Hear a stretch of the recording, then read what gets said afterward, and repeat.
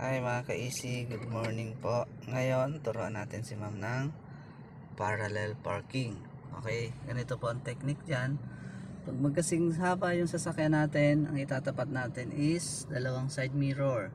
Pag hindi po magkasing haba, ang itatapat po natin is yung likod ng kotse. So, gagawin natin, lagay mo sa reverse ma'am yung cambio natin. Sige po.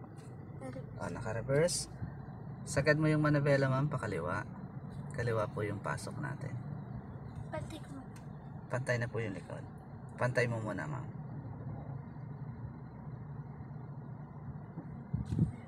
And sagad mo yung manabela ma'am pa. Kaliwa. Pag nasagad mo na ma'am, reverse ka ulit. Okay. Sige, reverse ma'am. Wait po natin yung kanto doon, yung cone, yung ilaw na sasakyan nasa likod ay makita natin. Op.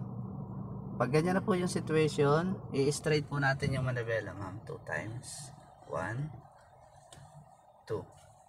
Dahil na straight na po natin, okay, dahan-dahan po tayo maatras ma'am. Sige ma'am. Okay. Yung side mirror, pwede na po yan ma'am. Yung side mirror, pag tumapat na po yun dyan sa likod ng kotse na tinapatan natin, isagad po natin yung manabela papuntang kanan.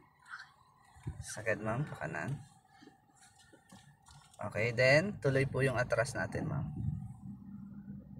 Habang umaatras po tayo, check natin time to time yung dalawang side mirror. Sige ma'am. Pag nakita po natin, naka-align na, nakapasok na siya dito sa likod, hinto na tayo. Atras po ma'am. Sige. Atras. Kunti pa. Up. Straight manabela ma'am. 2 times ulit. 1, 2. Forward tayo ma'am. Kunti. Yan.